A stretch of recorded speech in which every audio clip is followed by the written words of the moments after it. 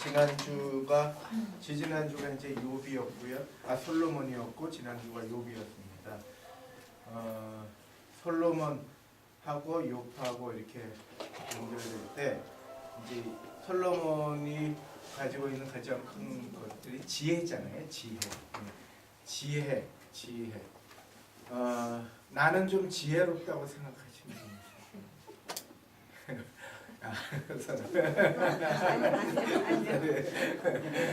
반쯤 올리시고 이 지혜가 어디서부터 시작되느냐 그것도 굉장히 중요해요.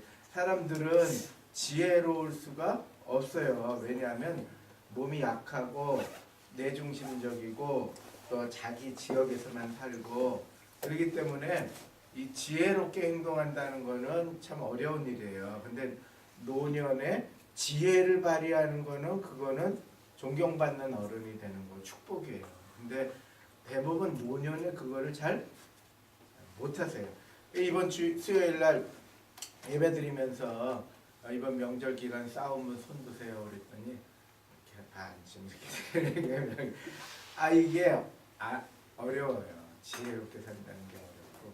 그래서 이제 솔로몬의 이렇게 아주 오늘 보시면 솔로몬과 시가서가 이렇게 나와요. 그리고 욥기서를 우리가 한 번에 오늘 다 이렇게 하게 될 텐데 이 솔로몬의 통치 전반기가 있어요. 여기 나오죠. 열왕기상 3장부터 10장까지가 역대하 1장부터 9장까지가 솔로몬의 통치 전반기예요.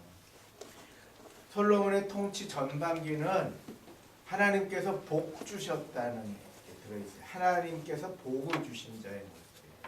그러니까 내가 복을 받았다.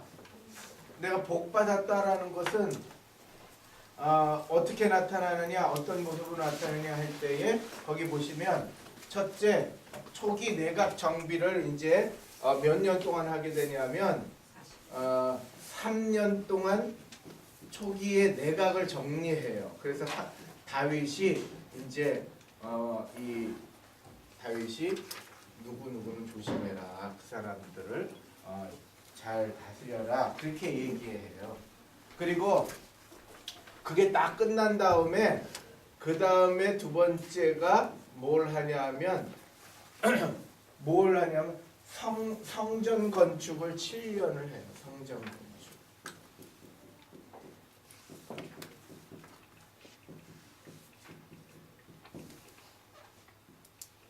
그리고 자기 왕궁도 몇 년을 해요? 인간의 왕궁은 13년. 이거 이제 대신도 살아야 되고 성전 건축은 하나님 중심으로 그다음에 이렇게 중심이라면 왕궁은 모든 대신과 모든 사람들이 다 거하는 곳이기 때문에 더 오래 걸리죠, 당연히. 어떤 사람들은 왜 성전 건축 7년이고 자기 사는 건 13년이나 그런데 그게 아니고 성전 건축은 중심의 한 센터이고 왕궁은 전 나라를 다스리는 대신들과 전부 다 있는 그런 것이기 때문에 이제 13년이 걸렸어요. 이게서 총 몇 년이 걸리냐면 23년 동안은 참 복받은 시기였어요. 복받은 시기. 그리고 23년 동안 솔로몬이 단에서 부엘세바까지 열왕기상 4장 25절에 나와요. 열왕기상 4장 25절에 솔로몬이 사는 동안에 4장 25절 한번 찾아보시죠. 열왕기상 4장 25절. 같이 읽겠습니다. 4장 25절. 열왕기상 4장 25절. 단에서 부엘세바까지 위에서 단이 위에 있거든요. 단 위에서 밑에 부엘세바까지 같이 읽겠습니다. 시작. 솔로몬이 사는 동안에 유다와 이스라엘이 단에서부터 부엘세바에 이르기 밑에까지 각기 포도나무 아래와 무화과 나무 아래서 평안히 살았더라. 아멘. 포도나무 아래서 살았다는 건 과일이 그만큼 풍성했다는 거예요. 그렇죠? 무화과 드시죠? 무화과 얼마나 맛있어요. 무화과 나무 아래서 그 열매들 밑에서 살았다. 그러니까 알알이 모든 곡식과 오곡백과가 풍성한 삶을 이 초기에 하나님의 은혜를 주셔서 솔로몬 시대에 사는 거예요. 그리고 열왕기상 10장에 보면 다 뭐라고 하냐면 솔로몬 왕이 마시는 그릇은 다 금이요. 다 금이요. 레바논 나무 궁의 그릇들도 다 정금이라. 은 기물이 없으니 은 기물이 없었어요. 솔로몬 시대에 은을 귀히 여기지 아니하였다. 엄청나죠. 이런 나라가 있었어요. 이런 나라.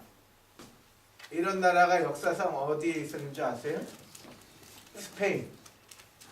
포르투갈 스페인. 콜럼버스가 이세벨 이세벨이 아니고 이세벨은 엘리야시 때고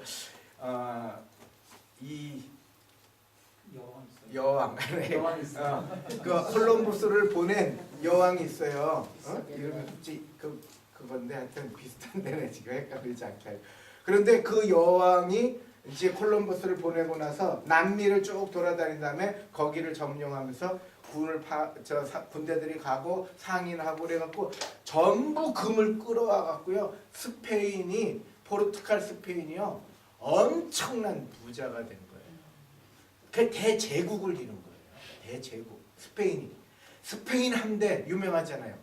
그게 엄청난 이 금을 가지고 그래서 오죽하면 성전이요 다 금으로 이렇게 돼 있고요. 그 다음에 이 그림을 그릴 때 이 향료가 지금처럼 향료가 발달되지 않으니까 벌레를 짜서 뭐 빨간색을 만들고 그래서 이런 우리 염료 넣는 게 어려웠잖아요. 그 염료를 어디다 넣냐면 그 염료 넣는 게 비싸니까 염료보다 더 싼 거가 뭐냐 금이었어요. 그래서 금색을 다 성전에 입혔어요. 감이요 휘둥그려요. 그럴 정도로 스페인이 막강한 나라예요. 그러니 오늘 보세요. 솔로몬 시대에 은은 없었다. 은은 흔했다.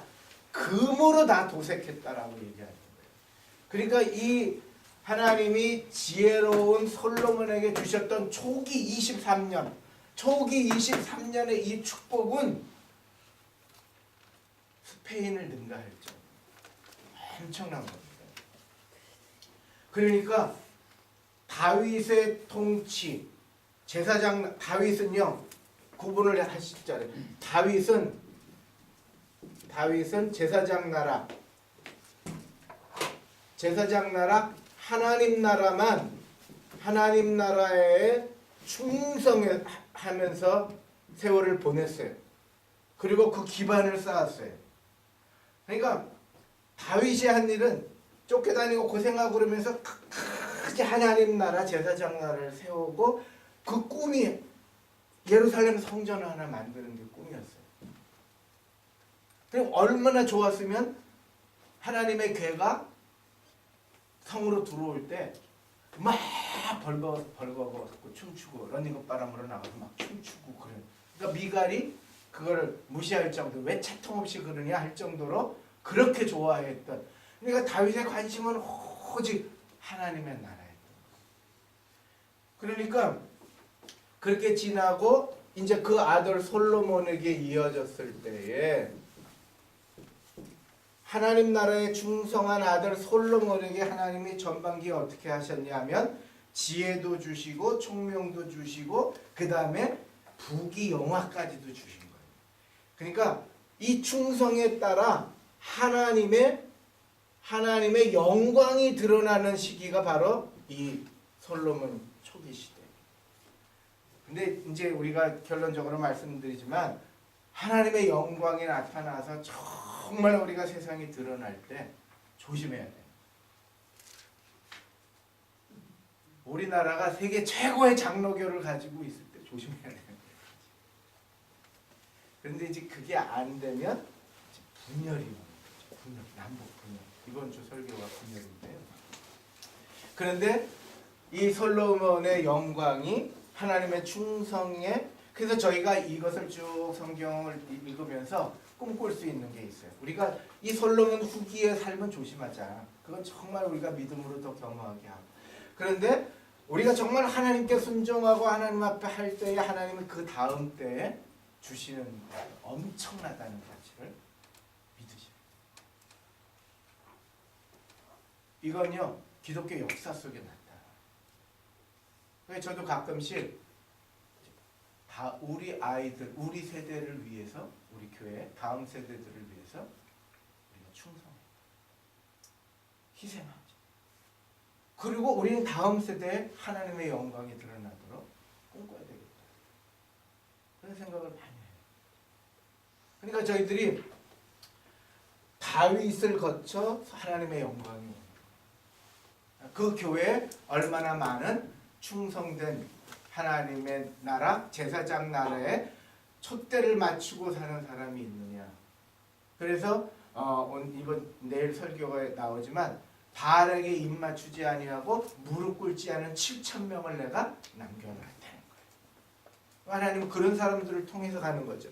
그렇기 때문에 이 솔로몬의 초기의 영광은요, 지혜도 주시고, 이 영광은요, 하나님의 영광의 표현이에요. 하나님의 영광의 표현은 뭐냐면 하나님이 지혜도 주시고, 지혜 플러스 부귀, 영화, 세상의 것들을 부어주시는 거예요. 왜? 이게 다 하나님의 거니까. 하나님의 거니까. 그러니까 지혜가 없는데 부귀 영화만 있으면 고통스러워. 그러니까 절제하지 못하고 하나님이 물질을 주신다? 죄짓기 딱 좋은 거예요. 그렇죠?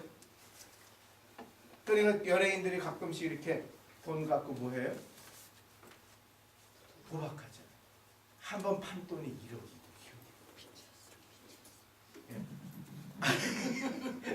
아니 그러니까 우리 수준으로는 미쳤다 그러잖아요. 미쳤죠? 미쳤어요. 1억으로 판돈 한 번씩 한 번 낼 때 판돈 거야 1억. 그런데 돈이 많으니까 이제 그거는 마치 우리 10,000원짜리 같은 거죠. 10만 원 조금 힘만 있어서 10만 원 내는 그런 수준이에요. 그런 수준. 우리 인간이 얼마나 넓은 줄 아세요? 얼마나 굉장한 줄 아세요? 여러분 우리가 돈 죄송하지만 돈 5천억 가져다 주면 못 쓰시겠어요? 쓰죠. 왜 못 써요? 선생님 쓰신다잖아요. 예. 5천억 아니라 1조를 줘도 저를 펑펑펑 쓸 수 있어요. 근데 중요한 거는 뭐냐면 인간이 우리가 뭐 10,000원짜리 모아서 이런 사람이 5천억 주면 행복할 것 같죠? 그렇지 않아요. 뭐가 있어야 되냐면 지혜가 있어야 됩니다.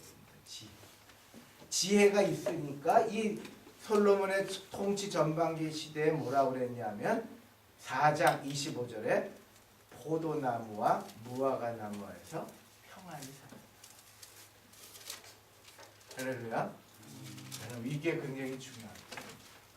하나님의 영광이 나타나면 다 평안히 살게 돼요.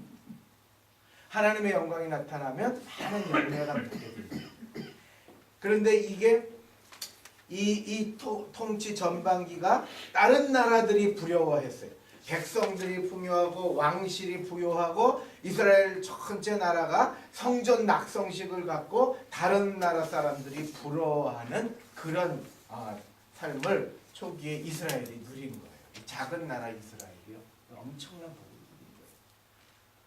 그런데 후반기에 들어가니까 어떻게 되냐? 변질이 된 거예요. 후반기에. 뭐 때문에 변질이 됐느냐? 이제 그 이유들이 쭉 나오잖아요. 그래서 이 솔로몬의 통치 전반기가 이제 이 단에서 부엘세바까지 첫째 뭐 했더라? 평안했더라. 백성들이 평안한 거예요. 되게 중요해요. 사람들 내가 조금 지위 있으면 밑에 사람 마음고생 시키는 사람이 있는가 하면 구멍가게 사장도 마음고생 시키는 사람이 있나요? 편하게 해주는 사람이 있어요. 그렇죠? 그러니까 이게 스타일이 다 다르다니까요. 근데 솔로몬은 하나님의 지혜를 갖고 백성들을 평안하게 했어요. 두 번째, 열방을 향한 하나님의 나라 선포식. 그래서 성전을 건축하고 낙헌식을 했어요. 낙성식, 낙헌식을 성전 낙성식을 했어요. 열왕기상 8장에 보면 솔로몬이 화목제의 희생물을 드릴 때에 여호와께 드린 소만 몇 마리냐면 2만 2천 마리. 그 규모가 어떻게 돼요? 제사 규모. 양이 12만 마리.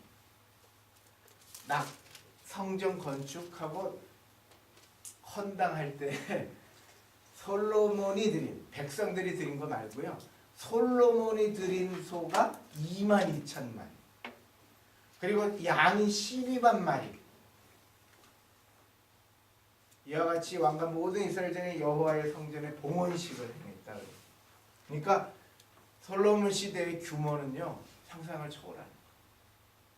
그리고 어떤 일이 있었냐면 스바 여왕이 주위 사람들이 이 소식을 듣고 이런 소식들을 듣고 찾아와요.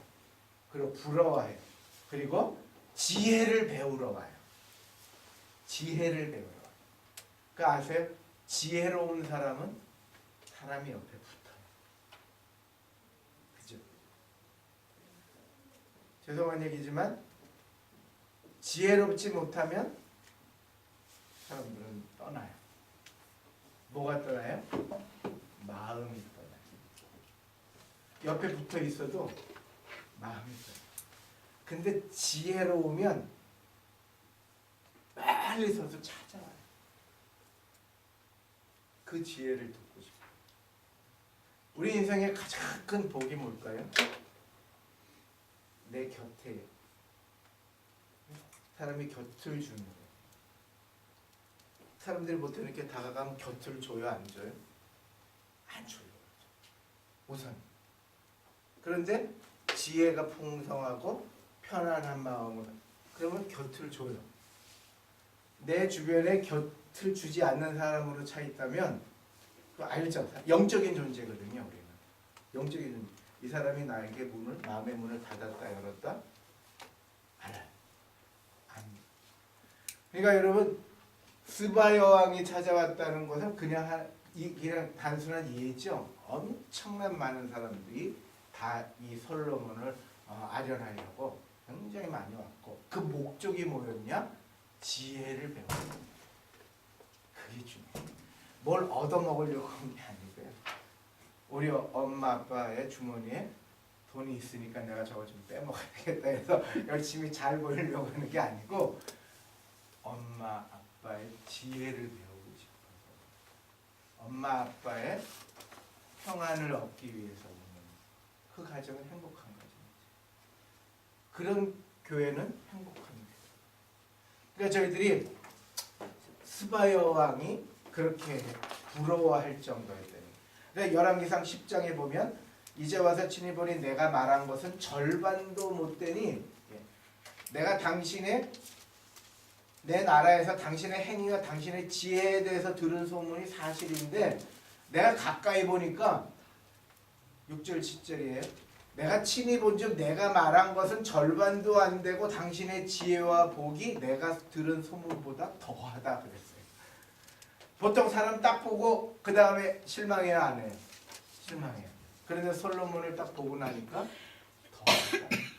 그러니까 저 사람은 가면 갈수록 깊은 산이 있어. 이렇게 이런 사람이 있고 저 사람은 얕은 물가야. 네. 찰랑찰랑 소리만 나는 얕은 물가야. 그런 사람이 있어요. 그러니까 솔로몬은 하나님의 지혜가 온 세상에 많은 사람들에게 근데 생각해 보세요. 인간이 그 정도로 깊어질 수가 별로 없어요. 탁월한 사람 몇 명 외에는 하나님의 지혜를 하나님의 지혜. 그래서 여러분 우리가 지혜로울 수 있는 방법은 하나님의 말씀에 익숙하셔야 될 줄로 믿습니다. 그리고 하나님의 말씀대로 우리가 하려고 애를 쓸 때 하나님께서는 많은 것들로 우리에게 영화롭게 하시는 거예요. 이 성전 그래서 이 솔로몬의 국제 무역이요 어디까지 갔냐면 여기 그림이 안 나오는데 솔로몬의 국제 무역이요 어디까지 스바는 지역이 어디냐면 저 밑에 오늘날로 말하면은 아프리카 저 밑에 접경 지역에 중동 저 아래 지역이에요. 저 밑에. 그리고 스페인 지역까지 스페인 지역 로마를 건너서 스페인까지 전부 다 무역이 이루어졌어요. 국제 무역이. 그리고 솔로몬이 하나님의 설계도에 의해 다윗의 준비에 의해 솔로몬이 건축하잖아요. 솔로몬이. 그러니까 준비는 설계는 누가 하셨냐면 하나님이 하셨어요. 성경을 쭉 읽어보셨으면. 그 다음에 준비는 누가 했냐면 다윗이 했어요. 그리고 건축은 누가 했냐면 솔로몬이 한 거예요. 여러분 이게 굉장히 중요합니다. 그래서 하나님이 설계하셨다는 것을 성경은 강조하고 있어요. 인간의 지혜가 아니고 인간의 생각이 아니고 하나님이 설계하셨다는데 예루살렘 교회에 예루살렘 성전의 영광이 있는 거예요. 만약에 이 설계를 인간이 했다면 솔로몬 성전이었을 거예요. 그렇죠? 이 성전을 건축가가 설계를 했다면 건축자의 이름이 들어가 있을 거예요. 근데 성경은 계속해서 여호와의 성전이다. 여호와의 성전. 그리고 하나님이 지혜를 주셔서 설계하신 거예요. 왜? 하나님의 거니까. 그래서 이 성전 건축을 설계, 준비, 건축까지 하는 이 과정 속에서 이 성전 건축에 정성과 지혜가 다 들어있고요. 이 성전 안까지, 성전 안의 제단까지도 이 제단까지도 전부 다 금으로 입혔어요. 왜냐면 금이 흔했으니까. 그래갖고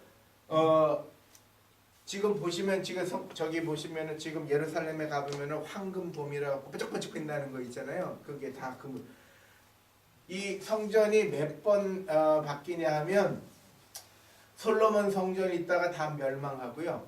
아시리아가 와서 바벨론 때 완전히 멸망시켜요. 그래갖고 스룹바벨이 다시 바벨론에 와서 스룹바벨 성전을 세워요.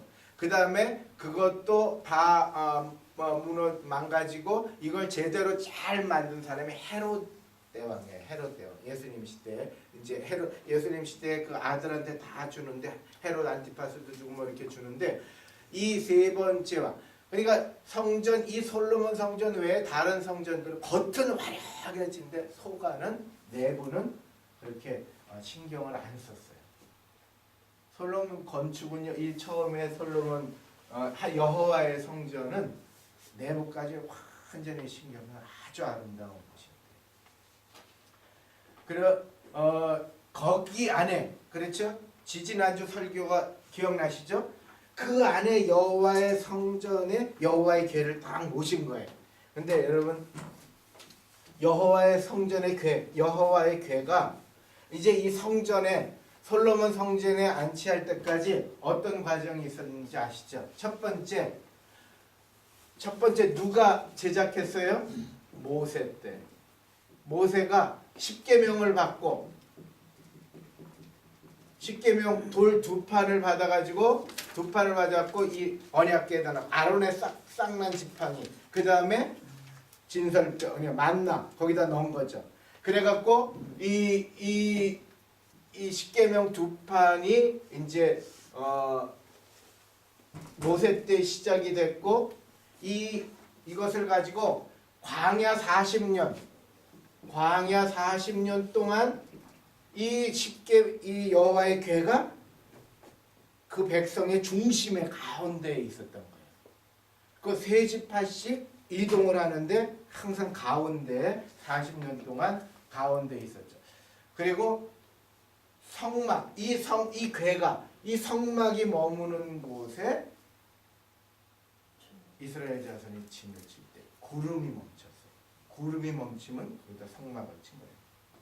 그리고 세 번째, 가나안 땅 들어갈 때에 이 궤를 먼저 메고 보세요. 홍해 바다를 건널 때에는 모세가 손을 들었어요. 지팡이를 높이 들었어요. 그때 갈라졌어요. 요단강을 건널 때는 여호와의 궤를 맨 제사장들이 요단강 넘실넘실 막 그 물이 막 흘러내리는 그 물 많은 시기에 발을 먼저 댔어요. 발을 먼저 대자 요단강이 갈라지면서 마른 땅이 나타난 거예요. 이게 여호와의 궤가 인도되는 과정이에요. 그리고 네 번째로 이 언약궤가 어디에 도착하냐면 가나안 땅에 도착하는데 길갈에 도착해요. 길갈. 기억나시죠? 성경 계속 읽어보시니까. 길갈에 도착해서 거기서 요단강 안에 있었던 돌을 가져다 기념을 하게 되잖아요. 그리고 이게 뭐냐 무슨 뜻이냐 하면 12돌을 세웠는데 너희 자손들에게 말하라 마른 땅을 밟고 요단강을 건넜다. 그러니까 우리가 신앙생활하면서 자녀들에게 기념이 될 만한 간증거리가 하나씩 다 있으실 거예요. 이번 명절에 그런 거 다 얘기하셨나요? 안 하셨죠? 하셨어요? 잘 기념되게 하는 거죠. 우리 한국교회의 가장 큰 과제는요. 자손들에게 길갈의 기념비를 자꾸 세워주세요. 마음. 젊은 애들이 떠난다 그러면 그런데요. 하나님은 7,000명 대를 쓰시는 거예요. 그리고 또 교회를 일으키시는 거예요. 그러니까 우리에게 필요한 것은 기념비를 세워주셔야 돼요. 언약궤를 세우면 그곳에 12돌을 세우고 기념비를 만들었어요. 그리고 여리고성을 정복할 때 여리고성 강한성 여리고성을 정복할 때 뭐를 메고 돌았어요? 하나님의 언약궤를 메고 돌았어요. 하나님의 언약궤를 메고 여리고성을 점령했어요. 그래서 제사장 7 여호수아 6장이에요. 제사장 7은 양각 나팔을 잡고 여호와의 궤 앞에서 계속 행진하며 나팔을 불고 무장한 자들은 그 앞에서 행진하며 후군은 여호와의 궤를 따르고 제사장들은 나팔을 불며 행진했다 그랬어요. 여호와의 궤가 항상 같이 움직이는 거예요. 그리고 6번째 이제 사사시대 때에 이제 블레셋이 쳐들어와요. 사무엘 시대 때. 그런데 사무엘의 엘리 제사장의 이제 아들들이 이제 믿음이나 이런 게 다 온전치 못해요. 그래가지고 블레셋 전쟁 쳐들어와서 전쟁하러 나갔는데 여태까지 궤를 싸워서 다 이겼거든요. 그러니까 여호와의 궤를 빨리 전쟁터로 가져와라. 지금 우리 죽게 됐다. 그래서 전쟁터로 가져갔는데 뺏겨요. 그리고 두 아들은 그 자리에서 죽어요. 엘리는 그 소식을 듣고 의자에서 넘어졌는데 목이 부러져서 죽어요. 그러니까 여호와의 궤는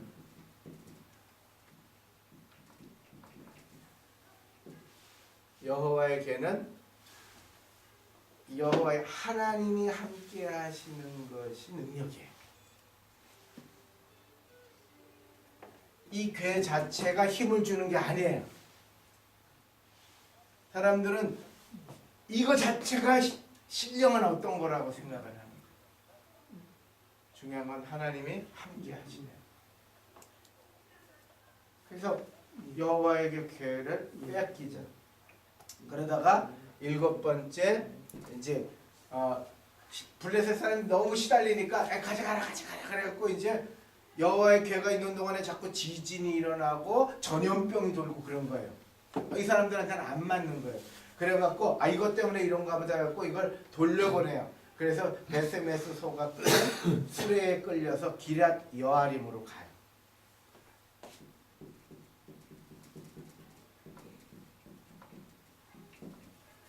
기랏 여아림으로 가서 거기에서 20년 동안 있게 돼요. 20년. 그러다가 다윗이 이제 내가 하나님에게를 다윗성으로 옮겨야 되겠다 해가지고 이거를 이제 다윗성으로 옮기기 위해서 가져오다가 이제 그걸 만진 우사라는 사람이 죽게 되잖아요. 그래서 오벳 에돔의 집에 일단 좀 머물러 놔요. 몇 달 동안 있냐면 세 달 동안 있었어요. 근데 중요한 표현이 있습니다. 역대상 13장 14절을 한번 찾아보세요. 역대상 13장 14절. 굉장히 중요한 표현이에요. 저는 이런 은혜가 있기를 주님의 이름으로 축원드립니다. 이런 은혜가 우리 교회에 있기를 기도하시고. 역대상 13장 14절.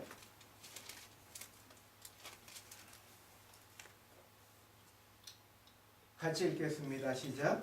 하나님께가 오벳 에돔의 집에서 그의 가족과 함께 석 달을 있습니다. 여호와께서 오벳 에돔의 집과 아멘. 제가 중요한 표현이에요. 뭐와? 집과 가문을 말해요. 가문, 집과 두 번째 그의 모든 소유에 뭐를 내리셨더라? 복을 내리셨더라. 말씀이 있는 가정은 이런 은혜가 있어요. 교회 역사들이요 대부분 보면 말씀의 신앙을 붙잡고 몸부림치는 사람들은 하나님 가만히 두시지 않았어요. 반드시 그 가정을 일으키세요. 그 자녀가 뭐가 돼도 되게 하세요. 그 가문을 이어가게 하세요. 그렇기 때문에 저희들이 이 오벳 에돔의 집에 석 달 동안 있는 이 두려웠거든요. 다윗이 우사가 죽고 그러니까. 그런데 그거를 그 두려움을 극복하고 오벳 에돔의 집에 석 달 동안 함께 할 때 그건 두려움이 아니고 하나님의 복이 임한 거예요. 그리고선 아홉 번째가 이제 중요한 게 다윗이 다윗성으로 가져와요.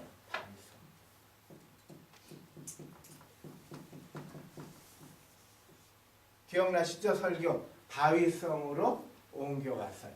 다윗성으로 옮겨왔더니 다윗성에서 그걸 보니까 다윗이 그랬잖아요. 아, 내가 내 성을 짓고 이렇게 편안하게 사는데 우리 하나님의 집을 지었으면 하는 마음이 있었잖아요. 그런데 그 여호와의 궤는 뭐밖에 없었더라? 두 돌판 외에는 아무것도 없었어요. 그러니까 두 돌판밖에 없었다.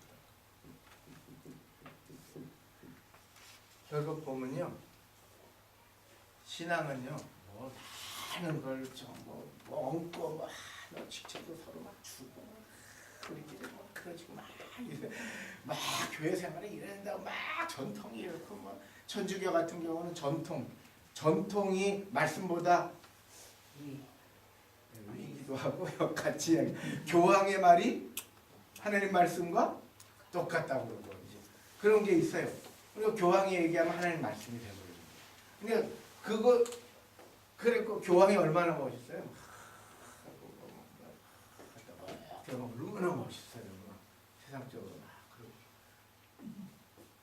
그런데 정작 그 중심은 하나님 말씀의 그 능력의 그 모든 사람들이 영화롭게 여기는 그 말씀의 중심은 두 돌판밖에 없어요. 그러니까 우리가 이걸 놓치지 말아야 돼요.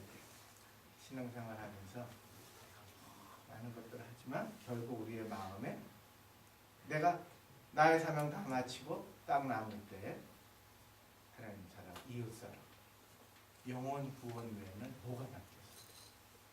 한 영혼이라도 한 영혼, 천하보다 귀한 한 영혼을 주님 앞에 올려드리고 그 외에 다른 게 뭐가 이렇게 대단하게 남겠어요? 그러니까 하나님의 마음은 여기다 들어요. 두 돌판.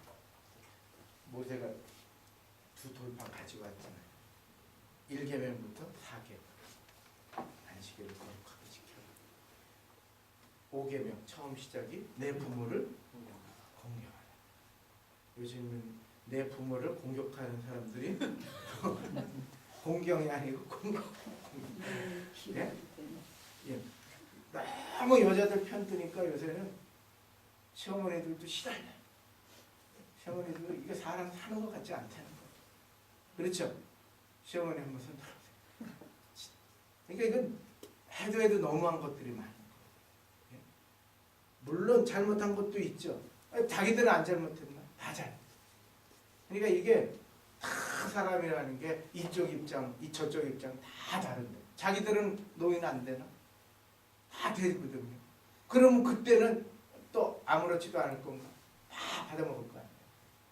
그러니까 이 사람이라는 게 팔이 다 안으로 굽지 정상으로 되기가 어려운 거예요. 그래서 우리는 우리가 가지고 있는 지금 시대의 정신, 뭐 페미니즘, 뭐 어쩌고 이게 우리의 자아가 돼서는 안 돼요. 이게 우리의 삶의 규격이 돼서는 안 돼요. 뭐가 우리의 인생의 자아가 돼야 돼요? 말씀이 돼야 돼요. 말씀. 내가 세상이 어땠든 간에 하여튼 내가 말씀에 지금 이거 어긋나 있다 그러면 그건 자아에 못 미치는 거예요.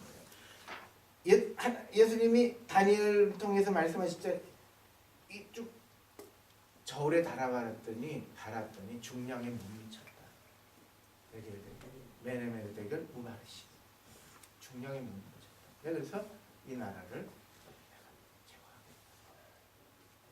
그러니까 저희들이 이 말씀에 딱 이 말씀이 충격적인 거죠. 사실 우리가 진짜 우리 가슴에 뭘 많은 일을 했고 뭐 많은 봉사를 했고 많은 위대한 일을 한 것보다 진짜 중요한 것은 내가 하나님 사랑하는 내가 정말 하나님 사랑하는 근데 희한한 건요 하나님 사랑하잖아요. 그럼 시어머니 공경해 존중하고 시어머니가 하나님 진짜 사랑하잖아요. 그럼 며느리가 안쓰러워. 왜? 긍휼의 마음이 있어요. 긍휼. 그러니까 서로 긍휼의 마음 없이 이래야 된다, 저래야 된다. 막 세상이 너무 지금 율법적으로. 그러니까 이 두 돌판을 우리가 가슴에 잊지 마셔야 될 줄로 믿습니다. 이게 되게 중요합니다. 사랑하는 거지. 존중하는 거지. 그래서 사랑의 표현들이 많이 나오잖아요. 그래서 마지막에 이제 10번째가 중요한 거예요. 10번째가 이제 솔로몬이 여기까지 온 거예요. 솔로몬 때에 성전을 하고 온 세상 사람들이 다 오기 시작했잖아요. 솔로몬 시대 때 지혜를 들으러 온 세상 사람들이 다 오기 시작하고 무역이 전 세계적으로 퍼져나갈 때 하나님의 영광이 예루살렘 중심에 다 예루살렘 성전으로 선 거예요. 하나님이 다윗에게 허락하지 않았던 이유는 다윗이 피를 많이 흘렸기 때문도 있지만 또 하나는 하나님의 영광을 온 세상에 드러나게 하시기 위해서 솔로몬 시대 여신. 할렐루야. 그래서 우리가 중심만 바로 되어 있으면 하나님께서 우리의 가문을 그 중심에 세우실 줄로 믿습니다. 세상 사람들이 볼 수 있게. 그래서 두 번째 보시면 솔로몬의 지혜서가 이제 잠언 1장부터 32장까지 쭉 나오잖아요. 여기 보면 솔로몬의 지혜, 그 잠언 1장부터 31장까지 쫙 나오는데 잠언이 말하는 지혜가 뭐냐? 이 인간이 가질 수 있는 잠언이 말하는 지혜.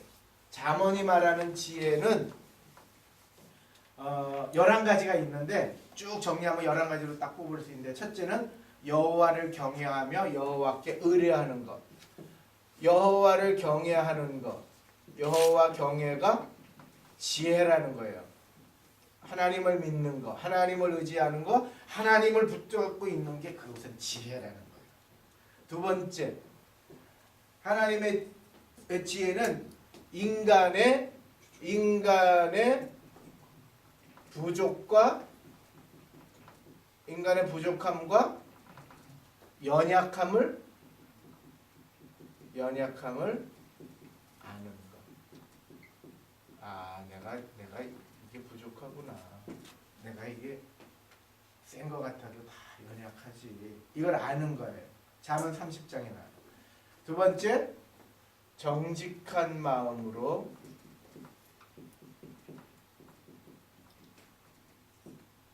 진실을 말하며 사는 거예요. 진실을 말하며 사는 삶. 이것이 지혜롭다는 거예요.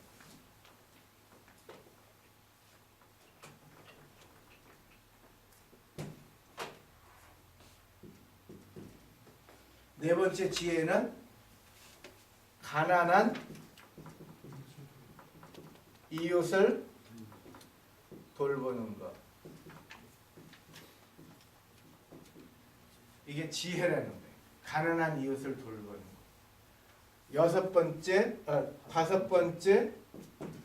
다섯 번째가 뭐냐면 훈계와 징계받기를 즐겨하는 것. 나오죠? 이 책이 몇 페이지에 나오죠? 145페이지에 나와요. 책을 한번 찾아보세요. 교재 145페이지. 뭐? 훈계와 징계받기를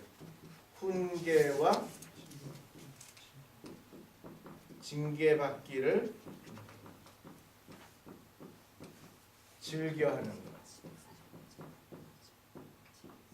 다시 말하면 회개를 자주 하는 거예요. 이게 지혜롭다는 거예요. 회개. 그래서 어떤 분들이 그래요. 장로님들이 주일마다 우리 다시 지난주 이렇게 하지 못하고 한 거 회개하고 용서해 주세요. 뭔 죄를 저렇게 많이 져서 이렇게 회개하냐 그러는데 그건 이제 초신자들 때문에 그런 거예요. 근데 신앙을 계속 깨닫다 보면 매일 회개해도 모자라요. 왜? 매일 죄를 짓잖아요. 그러니까 부족함을 깨닫고 내가 잘못된 것을 후회하고 하는 그 마음이 지혜로운 마음. 그리고 거기 보니까 여섯 번째 뭐를 조심하고? 말을 조심하고 입술의 말을 조심하고 말을 조심하고 일곱 번째 부지런한 삶의 자세를 부지런하고 성실하다. 성실한 것. 성실하게 하는 게 참 어려워요. 그래도 내가 하나님의 교회, 하나님의 나라, 또 봉사, 가정 내가 성실하게 챙기고 이 성실이 되게 어려워요.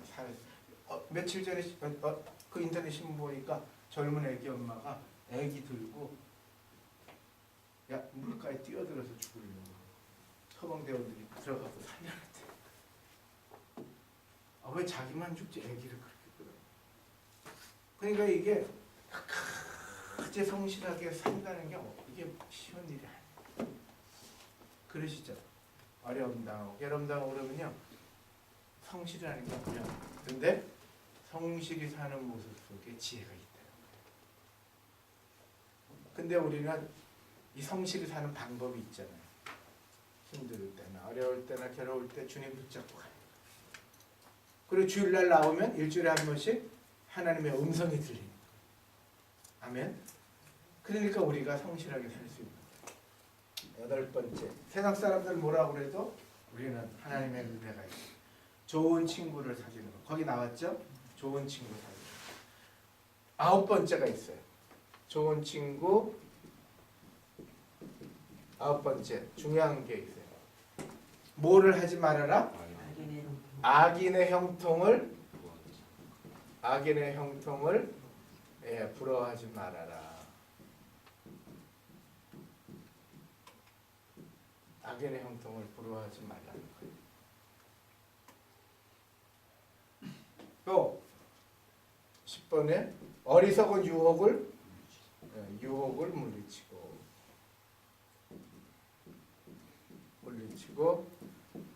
11번째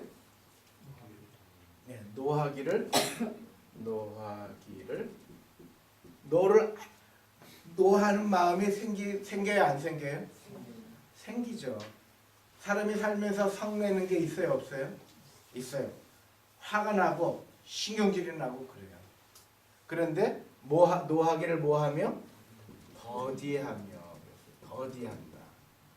이 이야기는 잠깐 감정을 톤을 낮추는 거예요. 하다가 이렇게 나가는 거예요. 톤을 약간 낮추는 거. 시간을 잠깐 갖는 거.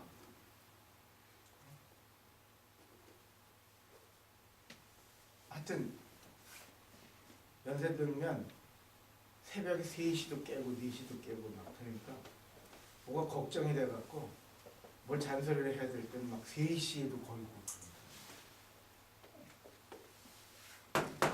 더디야. 이게 어려워요. 이게 되게 어렵거든요. 그런데 이런 게 지혜라는 거. 그래서 솔로몬이 이제 이런 얘기를 쭉 하는데 솔로몬이요 이 노년의 통치 후반기가 그리고 솔로몬이 이제 사랑 이야기가 나오잖아요. 솔로몬에 대한 사랑 이야기는 아가서에 나와요. 아가서. 그래서 사랑이 뭐냐 할 때 우리 고린도전서 13장 기억나시죠? 사랑은 오래 참고 사랑은 온유하며 사랑은 시기하지 않으며 나오잖아요. 아가서는 거기 나와요. 사랑은 한계를 넘어서는 것이며 사랑은 서로에 대해 집중하는 것. 사랑은 동행하는 것이며 사랑은 서로의 허물을 덮는 것이며 사랑은 서로에게 속한 것이며 사랑은 죽음까지도 이겨낸다는 것을 아가서에 기록해놨어요. 솔로몬의 지혜로 아가서가 이렇게 나와요. 그리고 중요한 것이 이제 이거 좀 지워. 솔로몬의 후반기 통치예요. 후반기 통치 후반기는 어떤 제국이냐면 예를 들면 후대에 생겼던 바벨론이나 페르시아나 이런 제국처럼 크지를 못했어요. 왜냐하면 나라를 계속 점령해야 되니까. 그렇게 크지 못했고 어중간한 제국을 가지고 있었어요. 그런데 이 솔로몬이 이 첫째는 그래도 이 나라가 컸던 이유 중에 하나는요. 후반기에 경제력과 국방력으로 주변 국가를 좌지우지했어요. 주변 국가에서 뭐를 했냐 하면 동양을 했어요. 주변 국가들이 솔로몬 왕국에 공양을 했어요. 그래서 열왕기상 4장 21절에 뭐라고 그러냐면 조공을 바쳤다 그랬어요. 주변 나라들이. 자그마한 나라들이요. 솔로몬에게 조공을 바쳤어요. 그런데 조공을 바친 것 중에 이 조공에 뭐가 들어가냐면 그 지역의 작은 나라들의 나라들의 공주가 이제 여기 있고 그래서 그렇게 많은 거예요. 아내가 몇 명? 300명. 첩이 몇 명? 700명. 그러니까 이스라엘 미스 이스라엘만 뽑은 게 아니고 주변 나라에서 조공으로 자매들이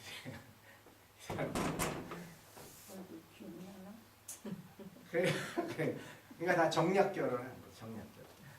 그리고 이때 솔로몬의 마음이 하나님으로 향하지 않고 뭐로 향했어요? 공주들과 또 부귀 영화의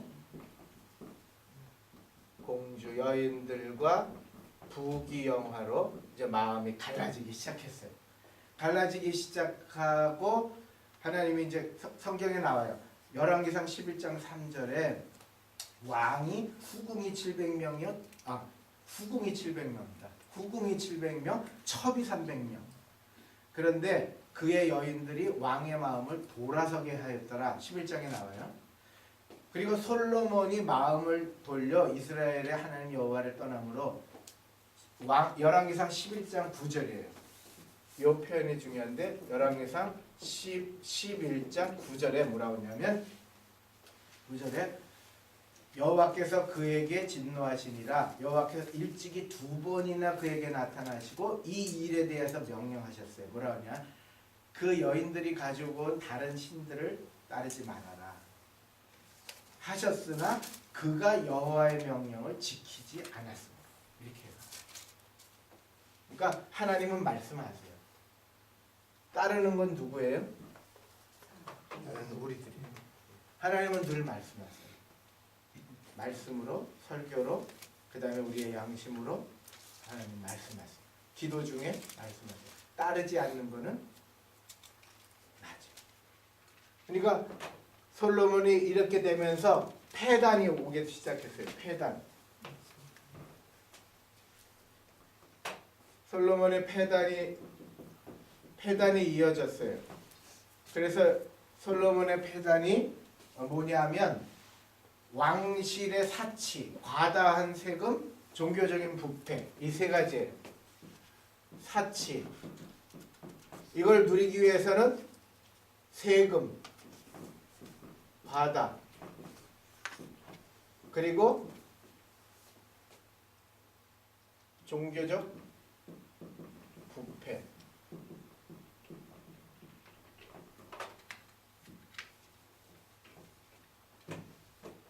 이것이 솔로몬 후기에 이뤄졌던 모습이에요. 한번 보세요. 이렇게 뭘 자리를 잡으면 그걸 사유화하려는 사람들이 있어요. 사유화. 내 거라고 생각도. 그걸 쥐고 뭔가를 자기 걸 이루려는 사람들. 자기 거를 막 이렇게 하는 사람들이 있어요. 그걸 사유화라고 그러거든요. 대통령이 되고 정권이 딱 됐는데 그걸 이용해서 세금을 걷어들이면서 그렇게 많은 돈들을 몰아가지고 아니면 정부를 미리 빼내고 이래갖고 그거를 돈을 들여갖고 외국에다 땅을 사놓고 이런 사람들이 있어요. 그거는요 정권을 막론하고 다 그랬어요. 우리나라 가슴 아픈 게 그랬어요. 이 정권은 안 그러길 바라지만 다 그랬어요. 이 사유화가 되고 되면 자손이 마음대로 잘 살 것 같지만 팬심을 먹어요. 사울이 권력을 사유화해서 멸망했고 솔로몬이 권력을 사유화해서 나라가 두 쪽이 난 거예요. 그래서 예를 들면 그래요. 이제 이 여인들도 많아지고 나라도 커지니까 이걸 어떻게 이제 왕실이 어느 정도 사치를 했냐면요. 솔로몬의 부인이 1000명이었어요. 1000명. 그죠? 첩이 300명, 후궁이 700명. 그러면 자 이분들이 이 1000명이 와인 한 병을 먹는다고 그럴 때 우리가 먹는 와인 먹겠어요? 아니면 백화점에서 제일 좋은 거 먹겠어요? 강남 무슨 압구정 백화점에 가면 그죠? 강남 압구정 백화점에 가면 와인이 한 병에 얼마일까요? 1000만원짜리. 그러니까 그런 거 먹겠죠? 그런 거 안 먹을까요? 아니 후궁인데 왕비인데 그러면 만약에 1000만원으로 따지면 1000명이에요. 1000명이 1000만원씩 365일 먹으면 얼마인 줄 아세요? 와인 하루에 한 병 먹는 값만 3조 6천억. 3조 6천. 그러니까 솔로몬 왕 시대의 사치가 어땠겠어요? 그러니까 그런 걸 누리려고 뭘 했겠어요? 과다한 세금을 끌어들여. 과다한 세금. 모든 분야에 돈을 다 빨아들여야 되는 거예요. 그렇게 하다 보니까 백성들의 등골이 휘어지게 됐어요. 그래서 여러분 이제 르호보암, 여로보암 얘기 아시죠? 르호보암이 이제 아들이 되었을 때 아버지처럼 그렇게 하지 마시고 세금도 좀 정당해 주세요. 막 이렇게 했더니 르호보암이 이제 나이가 들어있는 대신들하고 젊은 대신들인데 나이 들은 대신들은 그렇게 하시면 너무 힘드니까 안 됩니다. 젊은 대신들은 한번 밀어붙입시다. 이 기회에 그냥 무슨 주도 성장 한번 밀어붙입시다. 이렇게 나. 그러니까 솔로몬은 그래. 그렇죠. 르호보암은 아버지만큼은 못해도 내가 한번 살아보자. 그랬고 젊은 사람들이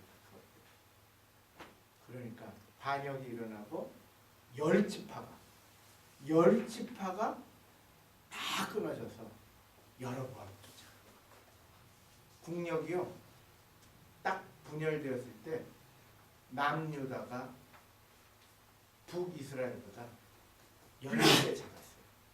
10배.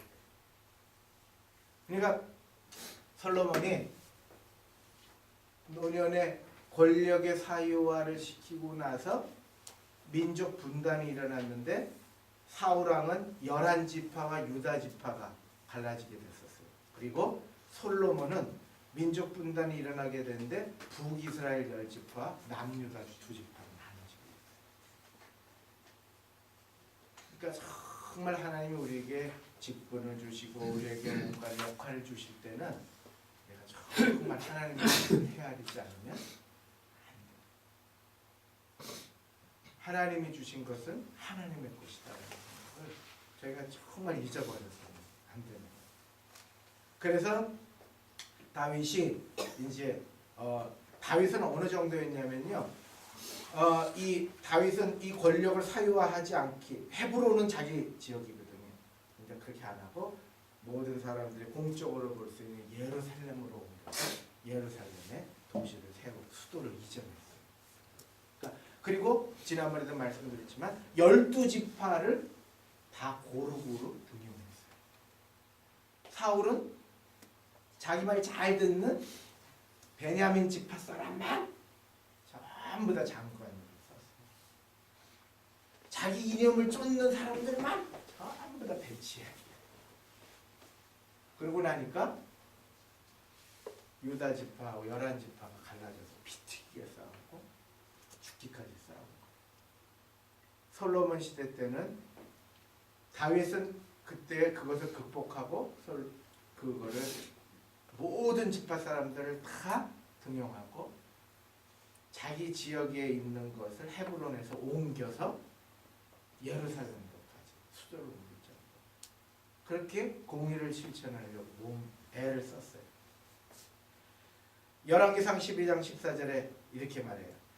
르호보암이 내 아버지는 채찍으로 너희를 징계하였지만 나는 정갈 채찍으로 너희를 징계하리라.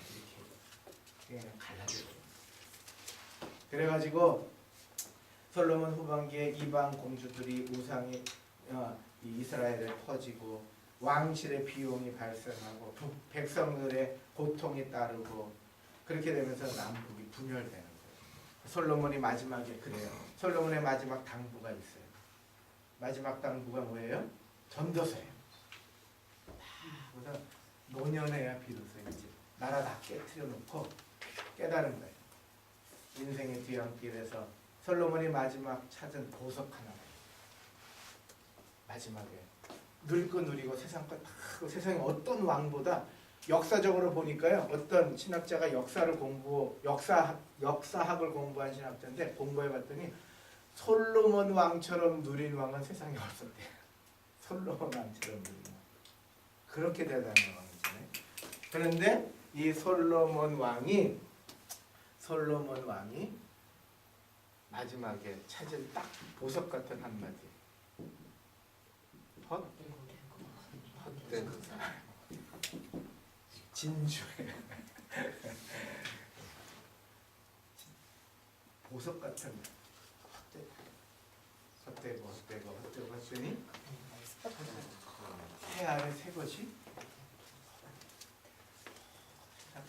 신개발하고 새 것이 그러면서 당부가 있어요.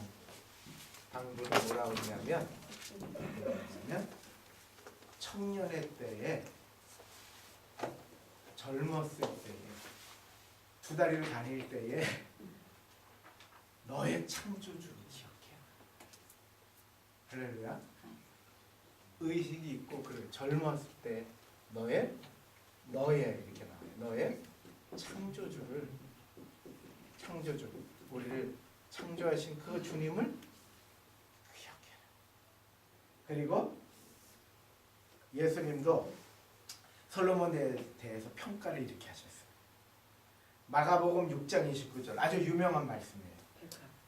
예, 다 기억나시죠? 예, 솔로몬의 영화가 들에 핀 백합화보다 못하다. 우리는 드레핀 백합화예요, 아니에요? 아, 우리 드레핀 백합화죠. 강남에 살지도 못하고 대단한 데 살지 못하고 드레핀 백합. 근데 솔로몬의 영화도 우리만 못하다. 그게 예수님의 평가예요. 아멘이 별로 없어요. 잘 사신 겁니다. 부사까지 잘 사신.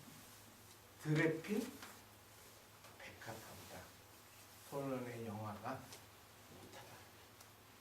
그러니까 하나님 솔로몬의 마지막에 인생을 다 준 거예요. 그리고 그러니까 이렇게 생각하셔. 솔로몬의 전반기는 수고, 솔로몬의 후반기는 헛수고. 뭐 많은 걸 했는데 헛수고예요. 그러니까 저희들이 이런 일제히 어제 이제 이런 걸 준비하면서 그러잖아요. 그래 진짜 갈수록 우리가 더 잘해보려고 하는데 그게 헛수고일 수 있겠구나. 수고의 열매가 있는 게 축복이고, 주를 바라보고 수고의 열매를 구하는 거, 이게 축복이다. 그런 은혜가 있으시길 주님의 이름으로 축원합니다. 그래서 전도서에 보면 전도서 3장에 때를 말씀하시잖아요. 때. 그래서 우리가 지혜 중에 하나가 때예요. 때가 있다. 범사에 뭐가 있고 기한이 있고, 범사에 다 뭐가 있나니 때가 있는 거예요. 범사에 기한이 있다는 거예요. 이 아픔과 슬픔도 기한이 있어요. 그리고 우리들이 말할 수 없는 이 행복도 기한이 있는 거예요. 모든 것에 다. 그런데 이제 전도서 3장 1절에 중요한 말씀하세요. 하나님이 모든 것을 지으시되 때를 따라 아름답게 하셨고, 그리고 또 사람에게는 영원을 사모하는 마음을 주셨느니라. 그래서 11절에 그러나 하나님이 하시는 일의 시종을 사람으로서는 측량할 수 없게 하셨다. 측량은 안 된다. 그러나 기한이 있다. 날 때가 있으면 죽을 때가 있고, 심을 때가 있으면 뽑을 때가 있고, 죽일 때가 있으면 치료할 때가 있고, 세울 때가 있으면 헐 때가 있고, 울 때가 있으면 웃을 때가 있고. 아멘. 잠잠할 때가 있으면 말할 때도 있고, 전쟁할 때가 있으면 평화할 때도 있고, 물에 돌을 던질 때가 있고, 돌을 다시 거둘 때가 있다. 이것이 그래서 우리가 중요한 것이 솔로몬의 전도서를 누가 읽어야 됐어요? 아들 르호보암이 근데 자식에게 신앙교육을 못 시켰어요. 누리다가 보니까. 자식에게 신앙교육을 못 시키니까 르호보암은 우리 아버지는 채찍으로 했지만 나는 정갈 채찍으로 너희에게 해야겠다. 권력을 딱 줬으니까 그렇게 하면 될 줄 알았던 거죠. 그런데 결국 이렇게 나라가 다 망하게 되고, 갈라지게 되고 망하게 되고, 그렇게 오랜 세월을. 그래서 북이스라엘은 내일 설교에 나오지만 북이스라엘은 200년, 남유다는 350년 동안 쭉 이어지는데, 북이스라엘은요 200년 동안 19명의 왕, 남유다는 350년 동안의 20명의 왕. 여기는 찬탈이 계속 있었고요. 세웠다 하면 7일 만에 가서 죽여갖고 왕되고, 그래갖고요 아주 비린내 나는 것들이 나요. 분열을 아픈 거예요. 절대 우리가 가정에서나 우리 어른들로서 하셔야 될 일은 분열이 아니고 치유가 돼요. 그래서 솔로몬의 평안을 얻고 그런 은혜를 저희들이 깨달아야 됩니다. 결론적으로 욥도 마찬가지예요. 욥도 욥기서 제가 지난주에 말씀드렸지만 하나님의 세계는 너무 강화해서 하나님의 뜻이 이렇다 단언할 수 없다. 그냥 하나님의 온전하신 섭리로 내가 눈으로 보듯이 쭉 빨아들여서 내가 하나님을 볼 수 있다면 그게 다예요. 뭘 많이 안 얻어도 내가 지금 주님과 주님의 섭리에 익숙하다면 익숙하면 보이잖아요. 그렇죠? 사랑하면 보이잖아요. 주님을 사랑하고 익숙하면 보입니다. 예, 오늘 욥기서 솔로몬 시 가서 쭉 했는데 질문 사항 있으면 질문. 성경 읽어보시면요 너무 재밌어요. 진짜 요새 제가 분열 저거 왕국 어제 이제 설교